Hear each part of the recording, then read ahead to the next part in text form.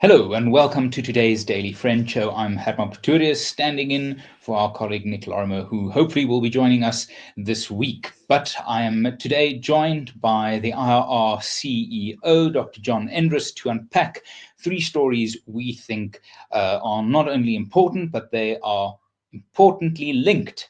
And we'll dive into those immediately. First off, we have the Business Live reporting that Prince Mashele, the political analyst, says the DA must shed white party image to win nationally. Now, that is an issue that I think we at the IRR with the Daily Friend have discussed at length. We even have polling data on it. We've seen other people poll on it.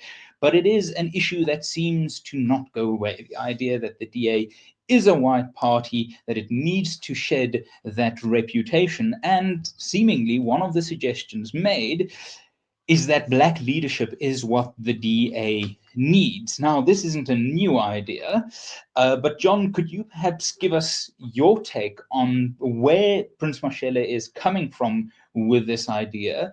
Is it merited? If not, why not? If so, why do you think it might be? Yeah, so I think Prince Mashele is one of our better political analysts. I read his analysis with interest and with gain as well. But I do think that on this specific question, he's wrong. The reason I say that is because as South Africans, we are very much caught up in the mental framework that was produced for us by the ANC that posits that we must assess individuals by the color of their skin.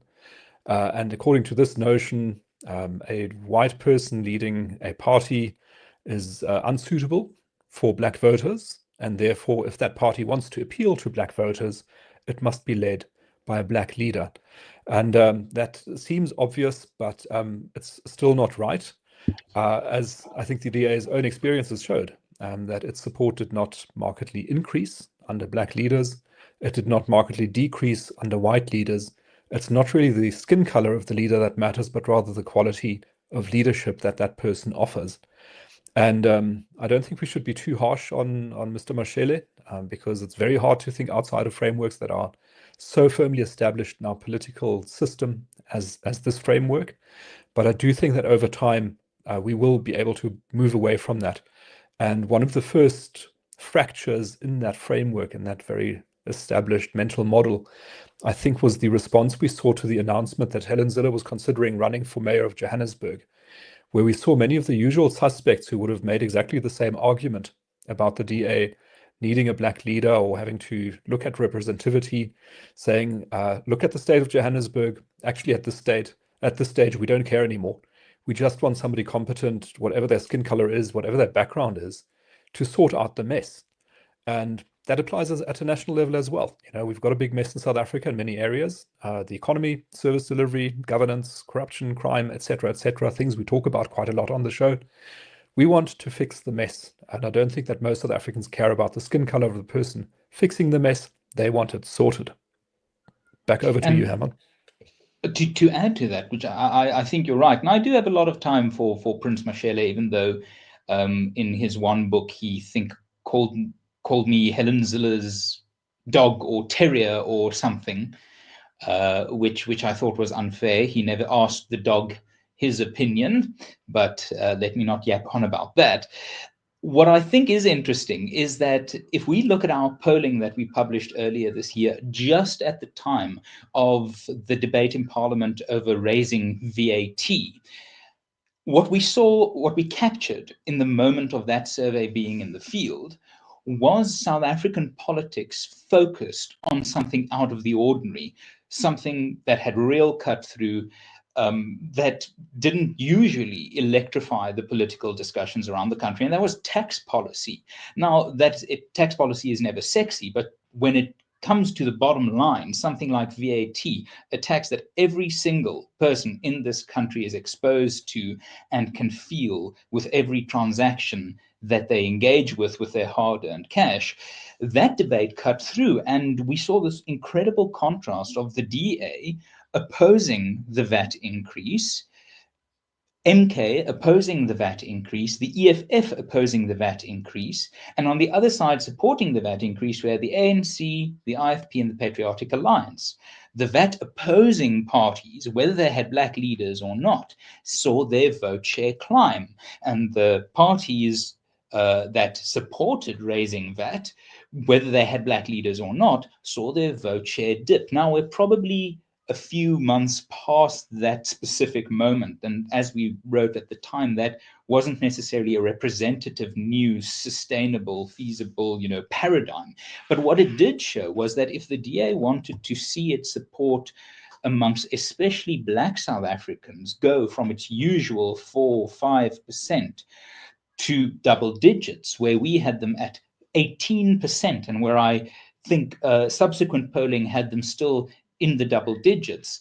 It wasn't a shift of leadership, it wasn't a shift of identity, it was just finding an issue that the public care about strongly and being on the right side of it, showing that, South Africans, for all that is said and written about us, are a moderate, pragmatic bunch of people that genuinely want South Africa to be an operational, welcoming, growing country. And I think that might be a truth so hard to see for people in the political sphere, even in our own sort of circles of political commentary, that it is useful for the IRR's data to every now and again just sort of be the thing that removes the covers over your eyes to let you see the fact that South Africans care about jobs, the debate around VAT show what has cut through, and we can really start moving on from this, but only if there was a black leader, or if only the Plascon card and the ballot form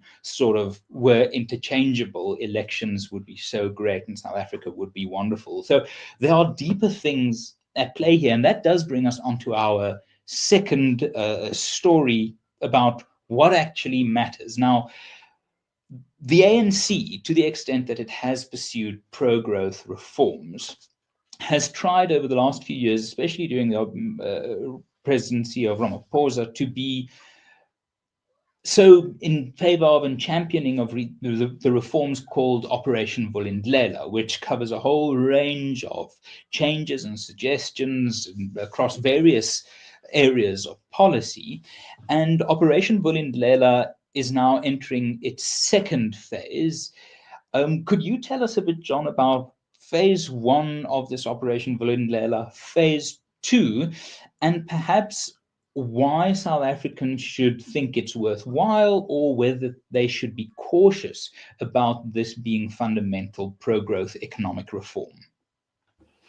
Yeah, so I think the important thing that you need to know as a South African about Operation Vulindlela is that it's very much focused on infrastructure. So it's focused on improving the performance of our electricity system, of our rail, our road, our communications, our water as well. And that is quite important, of course, because we see in South Africa that many areas of infrastructure are crumbling, are collapsing, and also limiting the ability of our economy to grow. And so it is understandable, and I think also to be welcomed, that this is being addressed in the form of Operation Vulindlela in its first phase and its second phase. But what I want to caution South Africans against is to think that this will be enough to produce the high growth rates that the country needs to get unemployment down, to get incomes rising. So our anticipation is that the infrastructure reforms, if they are well carried out, might double our growth rate. And our growth rate is currently 0.6% or thereabouts, so we might get to 1.2%. And you could be super ambitious and say, they're going to shoot the lights out with these infrastructure reforms, and we'll get to double that. That will be 2.4%, which will be very nice compared to where we are now, but it's not enough. We need to be at 5, 6, 7% growth, right up there with the top emerging markets in the world, if we want to get unemployment down sustainably, if we want to bring people into the job market, earning a living, increasing their incomes, and providing better lives for themselves and their families. And to achieve that takes more than just infrastructure reform. To achieve that takes policy reform, number one. And number two, it takes addressing the crime and corruption problem so that investors are not scared to bring their money into South Africa and put it into fixed investment, which is what we need. What you can also read into the Operation Vulindlela announcements is that it is very easy for a politician to be to respond to requests to spend money, which is what infrastructure repairs are. If you want to fix infrastructure or expand it, you've got to spend vast amounts of money, billions and billions and billions of rands, and no politician is going to say no to that. So Operation Vulindlela are the reforms that are really politically easy to do for the government. It's great to claim credit for it, but it's not talking about the more difficult, politically challenging reforms that need to happen to lift the economic growth rate in South Africa. And so that is the key takeaway on Operation Vulindlela. It's good for what it is, but it's not enough. A lot more needs to happen to get growth to where it has to be. And what's interesting to me is that we've got very, very strong historic data on what voters and South Africans want. And we don't have to here talk about IRR polling. We can contrast two elections and the ANC's performance in those elections. We can look at the 2024 election, where they plummeted below 50%, or we could look at the 2004 election, where they shot up to 70% of the vote. And the context of these elections are very important. You know, the second election did take place with Operation Vulindlela having been rolled out, operational, and it might have, delivered a few goodies, but it didn't cut through to the extent that the ordinary South African could actually go, what the government did for my quality of life is something I want to see more of. That's why I'm going to reward them with my vote. That's very different from what happened in 2004. Service delivery on a good momentum, whether it's housing, education, electricity, water, unemployment inching downwards towards the mid-low 20s, fiscal discipline of actually not spending more than you can earn and looking at liberalizing your markets as a source of growth rather than, as you say, infrastructure spending, which is necessary, particularly where it's been sort of underfunded or undermanaged. But at the end of the day, what drove the ANC to win 7 out of every 10 votes wasn't an Operation Vulindlela. It was just an operating economy, a growing economy. And I think sometimes that's a truth so obvious that you need to be a politician or an economist or an academic not to see it. That the polling shows jobs rank so highly, how jobs are created, there's such broad consensus of it that even President Ramaphosa agrees that these jobs come from the private sector. To then combine all of these facts and come to the conclusion that, oh yes, what we need is perhaps tinkering on the edges rather than fundamentally getting to a pro-growth mindset. I sometimes feel that that's a truth so obvious that it is ignored. Yeah, there's two more points I want to add there, Herman. The one is that our public spending often is very inefficient. So we're talking about spending billions and billions and billions of rands fixing our infrastructure, but we've got a preferential procurement system that sort of purposefully distorts public procurement away from value for money and introduces elements that create confusion and that make public spending very inefficient. So our bang for buck on this infrastructure spending is probably not going to be very good, even though we need to do it. So that's one drawback. And the second one is in the piece that we read, I think it was on News 24, an interesting sort of positioning in the headline. It says Ramaphosa rebukes privatization critics. So in other words, where does his focus lie? What is he worried about?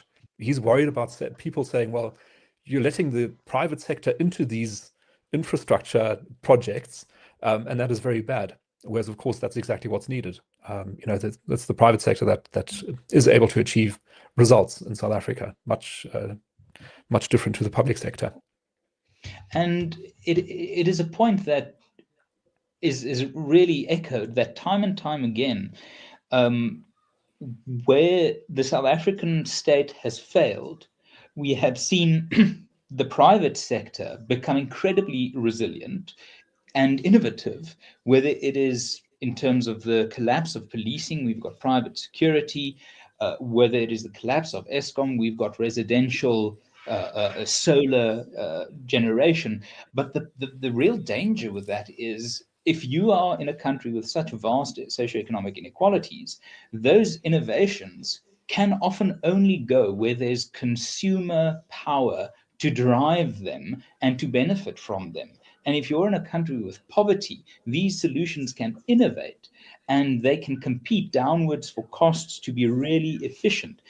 But it's almost as if you've got a private sector desperately trying to lift up South Africa, and you've got a state that is trying almost everything it can to shirk that upward momentum. And this is the same president in the same parliament who in August 2019 said he believes, like the EFF, that the state should be at the heart of the South African economy. It's not about Operation Vulindlela or Shmulindlela. It is really about getting the basics right, and that is a pro-growth attitude. And then perhaps that's a good link to our third story, that having that pro-growth attitude, going back to what works in terms of fiscal prudence, sensible regulation, light touch regulation, the state not being so involved in calling the shots, because if people are given a choice, our polling shows a majority of people want stuff like private healthcare.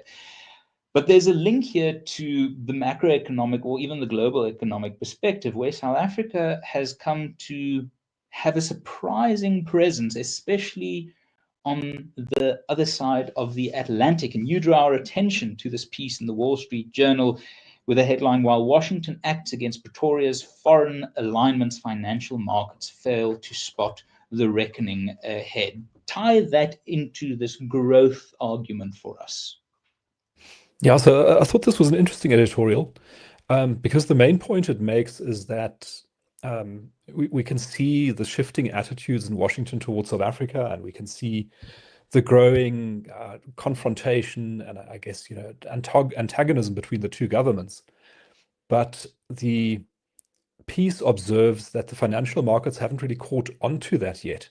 So they're still pricing South Africa as a sort of kind of emerging market, similar to other emerging markets, with no significantly different risks to other emerging markets. The piece points out that that is a misassessment. That's like a misreading of the situation. And it suggests that the next step or the next phase in the escalation of the relationship is going to be some form of sanctions against individuals in South Africa or possibly organizations in South Africa. If that happens, if it comes to pass, it will cause a rapid repricing of South Africa's risk. And international investors will suddenly feel as if that they'd had their blinders removed from their eyes, and they'll say, "Oh, like, we were looking at South Africa like this Mandela, Rainbow Nation, reconciliation, emerging market story." That's not what it is. It's like a kleptocratic regime, a mafia state in cahoots with Iran, China, and the sort of the worst human rights offenders in the world, and that's where we've been putting our money. That's terrible. Let's take our money out quickly. What will happen is that interest rates will rise, bond yields will rise. It'll become much harder for the South African state to borrow money, and we've already got a debt problem right now. That will become even harder. The economy will grow less. We'll lose more jobs. So the consequences are really, really serious. And the fact that that is not being spotted at the moment is concerning. It is also concerning, I think, for our local business community, which I think is maybe also a little bit complacent about the risks that lie ahead, and which would do well, I think, to exert a bit more pressure on our government and to say we are very concerned about what may be coming in the next 6 months to a year. And we actually do need to show some movement on the things that Washington is asking for. Else we're in for a world of pain. And I must say, I think one can add two things there, is that the message from this isn't, South Africa's going to hell in a handbasket, give up, pull out. It's that don't miss the opportunity to apply the pressure for things to change for the better. Now we've got a unique moment, not because of the GNU and whatever sentiment one might buy into that, but because the fact that, objectively speaking, power has never been so decentralized politically. that there's a weakening ANC. So for 30 years, if you wanted a business to have favorable impact on policies, on the framework of regulations, you could just build a very close relationship with the ANC and have that sort of access. But now we've got 10 parties around the cabinet table. So firstly, I would advise businesses to understand that the ANC is no longer the only game in town. There's genuinely a competition now for who could lead the next multi-party government. And then I think the second point that is so important is we shouldn't see the American sentiment as just a result of the Trump factor. If we remember correctly, it was during the Biden administration that the escalation of tension between South Africa and the US really started. It was under Ambassador Brigidi, a Democratic appointee, that the Lady R disaster happened, that the consideration of South Africans' position in AGOA being reviewed pushed from bipartisan voices in Congress. Business and Pretoria shouldn't delude themselves to think, oh, let's just survive 3 more years or 4 more years of Donald Trump, and then perhaps we'll get a Democrat president and we'll go back to the way things were. This is a much deeper problem that those stakeholders in government or in business cannot be blind to. The reality is that if you're going to use the moment, you have to understand the moment. And if there's a lagging understanding, there's going to be a lagging utilization. Perhaps, John, last word to you. What next from here with these arguments of where focus should lie and what shouldn't be ignored? Well, I think really the key point is to always update your understanding of your environment, which is what we try to do with the Daily Friend Show and through the IRR to have a thorough understanding of how things really are rather than how they appear. And based on that, you can make good decisions. And I think you're quite right in pointing out the unique nature of the moment that South Africa finds itself in right now, which is that we are in a bit of a state of flux. Political balances of power are being recalibrated all over the place. Mental models are being updated, and that is a huge opportunity. So from the IRR side, we've got the Blueprint for Growth papers that describe how to get to high growth rates and why to get to high growth rates. We've got the What SA Can Be campaign that explains what South Africa could be if we make the right decisions now, what it can be in 10 years, 15 years from now. We've got the concept bills that describe what sort of laws to change to get to higher growth. So the answers are all available. The solutions are all ready to hand. They just need to be grabbed and used. And then I think, South Africa's got a good opportunity. Well, I can't end it better than that on that hopeful, yet sort of a slightly ominous note. I thank you for being with us today. I will see you again tomorrow where we dip into the state of South Africa. Thank you very much for your time. We'll see you again. The Daily Friend Show and The Daily Friend are a project of the Institute of Race Relations, the IRR.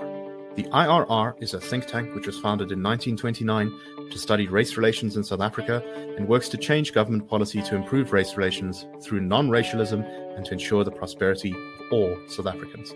If you like our work and would like to support us, please go to irr.org.za and click Support the IRR. Or you can go to thedailyfriend.co.za and click the Fund